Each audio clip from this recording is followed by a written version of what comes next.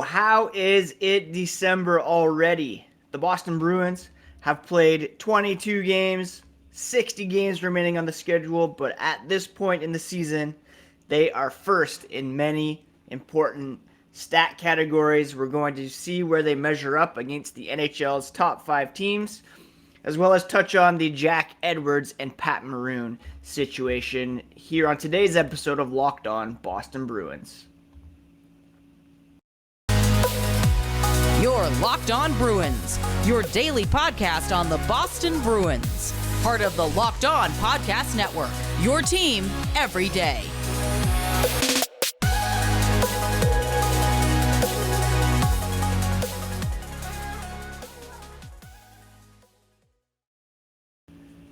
What's up, Bruins fans, and welcome back to the Locked On Boston Bruins podcast. I'm your host, Ian McLaren, and this is a daily show where we discuss all things Spoked B. Today is Thursday, December 1st. Happens to be my birthday. I am off work today, and after recording the podcast, heading down to Hamilton to hit up a couple of cider places and have a nice meal out, a steak dinner with my wife. I'm very excited about that. But first, of course, some Bruins talk. Quick thank you for making Locked On Bruins your first listen every day. I believe November was the best month in terms of average daily downloads, so I very much appreciate all of you who have subscribed, who download and listen on a regular basis. You can find the podcast on Apple, Spotify. If it's on your Spotify Wrapped, tag me on Twitter at LockedNHLBruins or at Ian C. McLaren. You can also find the podcast on YouTube for a video presentation as well as some bonus content over there, post-game reaction, breaking news, etc. The Bruins are off today. They have 3 between the game the other night against the Tampa Bay Lightning. Saturday's tilt with the defending Stanley Cup champion Colorado Avalanche. We're going to preview that game tomorrow. The Avs a bit banged up at the moment. Not quite the force they were in the playoffs, but still obviously a very good team and one the Bruins can't take lightly.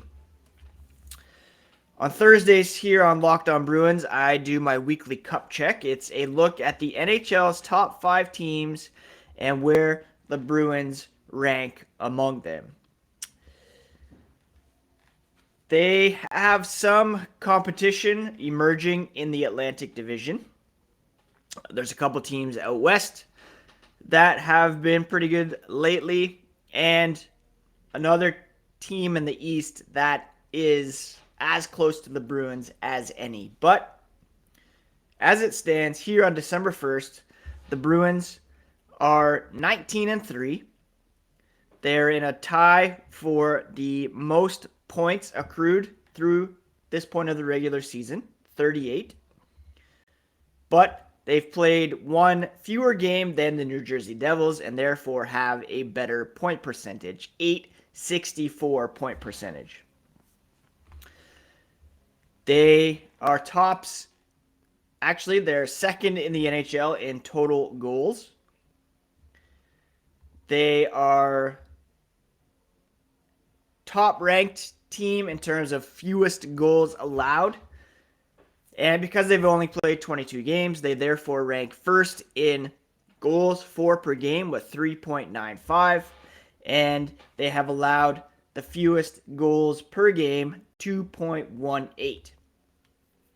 Their power play is second ranked in the NHL, 30.1. The top team is the Colorado Avalanche, Saturday's opponents. And their penalty kill is second ranked in the NHL behind the San Jose Sharks. And that, of course, took a bit of a hit when it came to Derek Forbort's recent injury. And hopefully the penalty kill will be even more improved than it was this past month, where the Bruins were kind of a middle-of-the-pack team.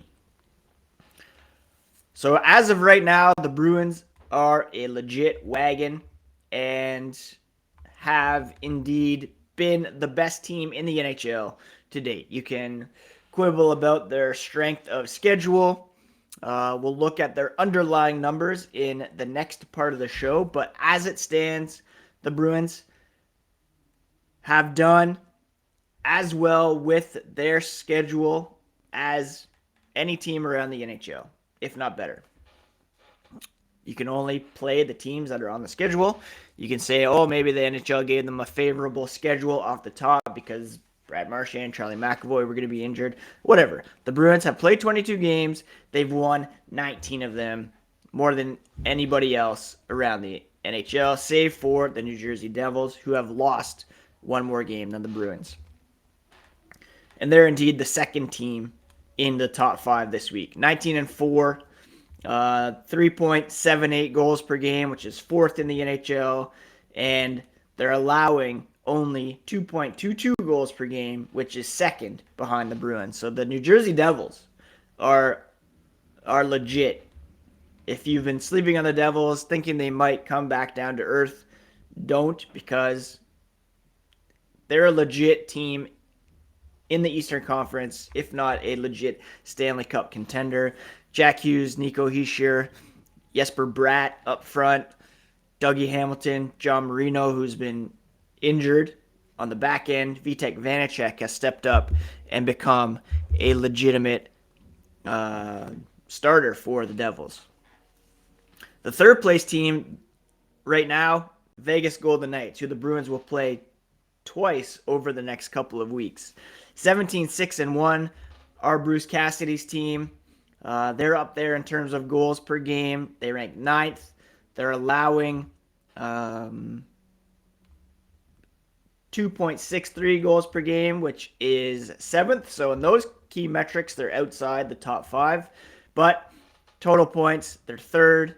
And point percentage, they are 3rd as well. Now, the 4th place team in terms of point percentage is quite a surprise. That is the Seattle Kraken.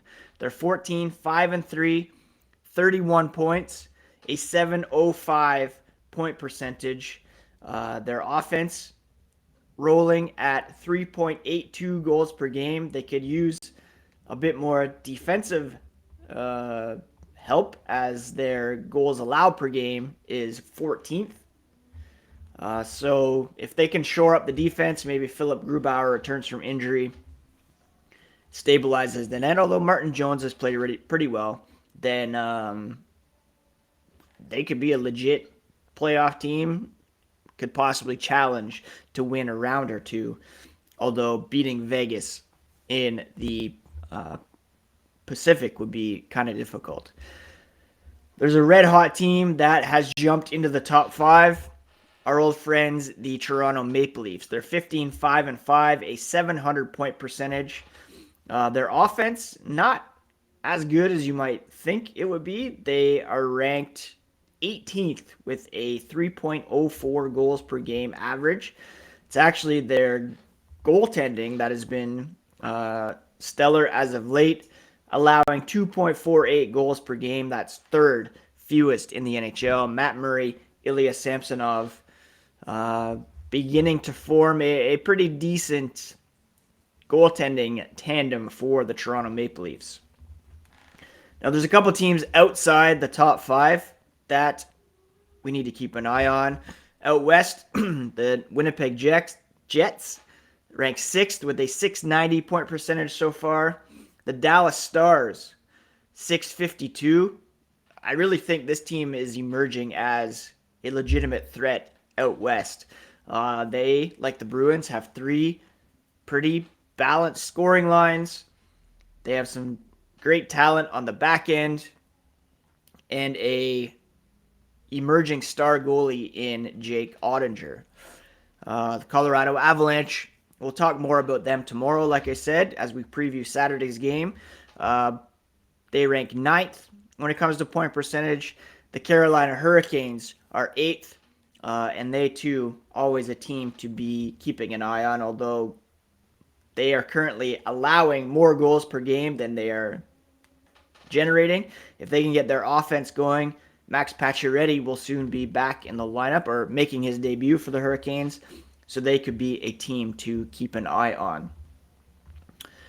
Coming up, I'm going to take a look at kind of the underlying numbers and see where the Bruins stack up against the top 5 teams in some key metrics. But first, as always, this podcast is brought to you today by BetOnline. Now, BetOnline is the number one source for all sports betting information this season. You can get betting info, lines, props, futures, as well as stats, news, and analysis. All the latest odds and trends for every professional and amateur league out there, from the World Cup of Soccer, this week's football schedule, NHL, NBA, soccer, baseball in the summer, even esports. They've got it all at betonline.net. They're the fastest and easiest way to get your betting fix in, and you can head to their website today or use your mobile device to learn more at BetOnline, where the game starts. Thank you so much again for making Locked On Bruins part of your day. For your second listen, check out Locked On Sports today. They have all the info on the games that matter, the biggest stories in sports. Go beyond the scoreboard and get all the information that matters from the Locked On Sports Today podcast, available wherever you get your podcasts, as well as on YouTube. All right, so those of you who listen to the podcast regularly know that I like to dip my toes into some more advanced stats. I'm not an advanced stats guru by any stretch of the imagination, but it's important to look at stats beyond goals for and against, points accrued, special teams, and I like to look at shot attempt differential, scoring chance differential, expected goals, and PDO as well, which is looking at shooting percentage plus save percentage and seeing whether it's above or below 100, which is usually where teams land in the long run. So when it comes to shot attempt differential at 5-on-5, the Bruins have generated 965. They've allowed 880 for a 52.3% differential in their favor. That ranks 7th among all NHL teams. You have Carolina, New Jersey, Florida, the Flames, Rangers, and Senators all above the Bruins. Senators particularly interesting, seeing as their last place in the Atlantic Division in the Eastern Conference. When it comes to scoring chance differential, the Bruins a bit better here. They rank 4th in the NHL with a scoring chance differential of 54.75, behind New Jersey, Florida, Carolina. They too were up there when it comes to a shot attempt differential. High danger shot attempt differential, the Bruins rank 3rd here, 55.7, behind New Jersey and Vegas. You can see how New Jersey is really up there in terms of these key metrics. Add it all up, and the Bruins have an expected goal differential of 55.01, behind New Jersey, Carolina, and Florida. New Jersey, number 1 there. They're number 1 in points, and 2nd behind the Bruins in point differential. You can see how they are indeed a legitimate team to be reckoned with, and we have to be aware of Carolina and Florida as well in the Eastern Conference. They're ahead of the Bruins in all of these key metrics. Where the Bruins have made up the difference so far is in goaltending. 5-on-5, they have a save percentage of 94.51, which is far and away tops in the NHL. The next closest team is the Colorado Avalanche, 94.41. The Bruins also have an 8.93 shooting percentage, 5-on-5. Added up, and they have a high PDO of 103.4. Again, if you look at kind of the 13, 14, 15 teams, they're all around an even 100, meaning the Bruins likely won't get 94.5 save percentage all season long. And so that could be an area where they regress a bit and take some L's along the way. It's just going to happen. It's very difficult to keep up that level of excellence in net all season long. Let's kick it over to all situations for a moment. Majority of the games played 5-on-5, but not all of it. Bruins rank 6th still in shot attempt differential. When it comes to high danger shot attempt differential, they rank 2nd in all situations. Testament to how well their power play has been going. And their PDO even higher at 104.2, as they've gotten a lot of success on the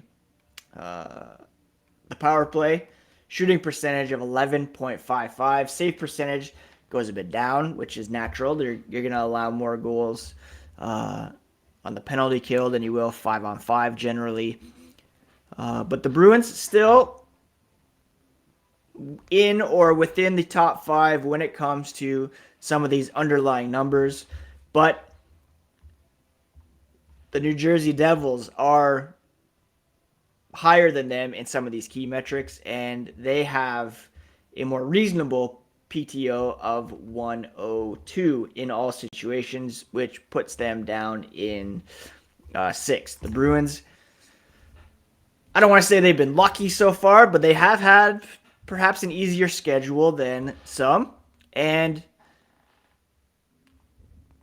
no.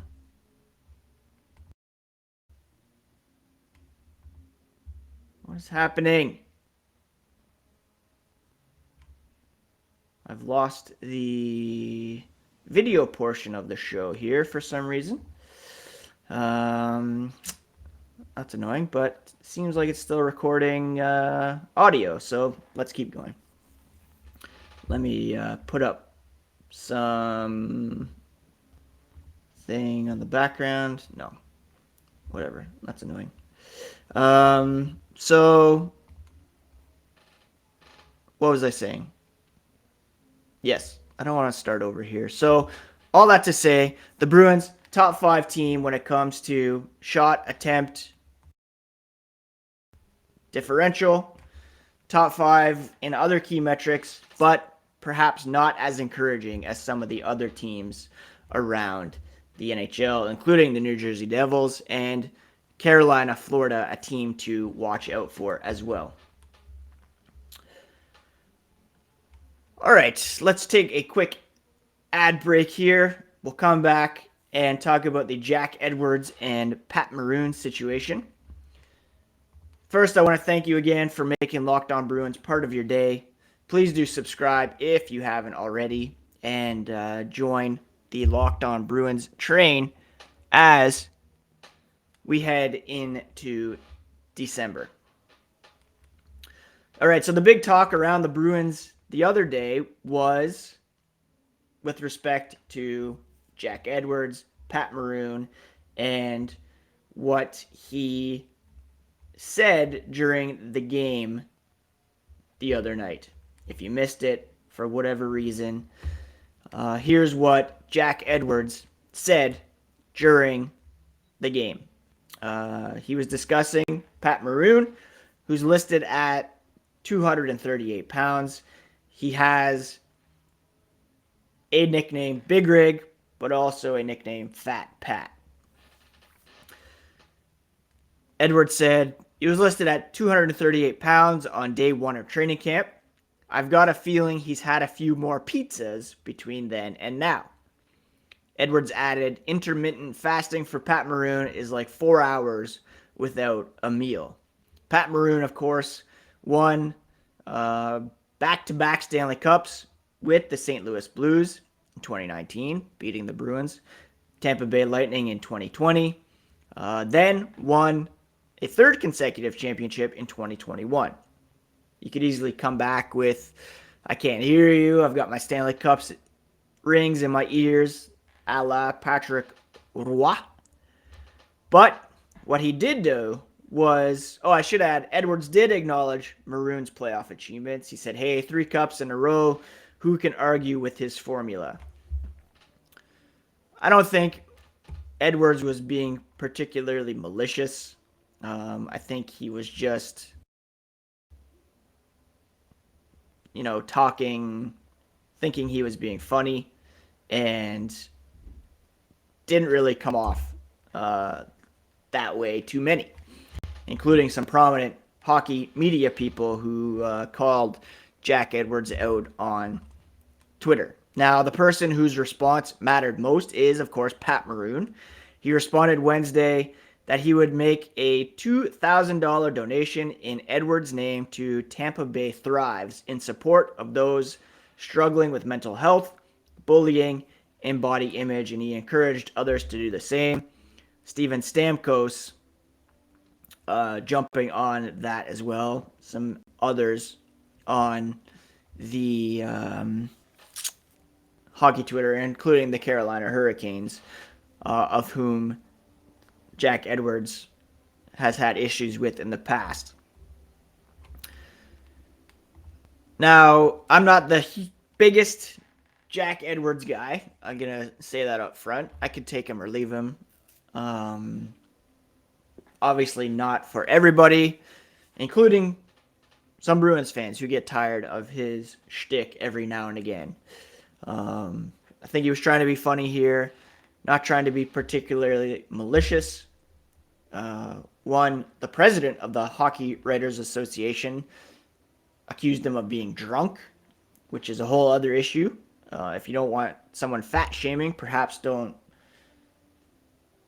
talk like that about someone else when you don't have the whole story. And that's the whole point of this. Edwards is out of turn talking about Maroon's weight. Others speaking out of turn talking about Jack Edwards, not focusing solely on what was said, but also making allusions to inebriation.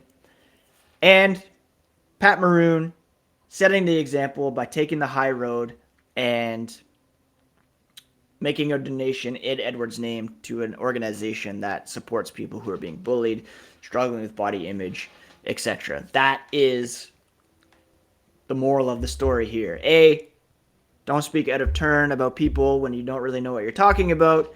And B, when that happens, it's always best to kill them with kindness. Take the high road. That's all I'm going to say about that. Apologies for whatever camera malfunction is going on here that cut out on the YouTube feed. Apologies for, not being able to present the whole podcast in video form today, and the brief interruption when I realized that during recording. Thank you so much for tuning in once again. Thank you for the ongoing support. Again, I'm off now to enjoy the day in Hamilton, taste some cider, eat some steak, and we'll be back tomorrow, hopefully with a full video presentation, as well as a preview of Saturday's game against the Avalanche and all the latest on the Boston Bruins here on the Locked On Boston Bruins podcast, part of the Locked On Podcast Network, your favorite team every single day.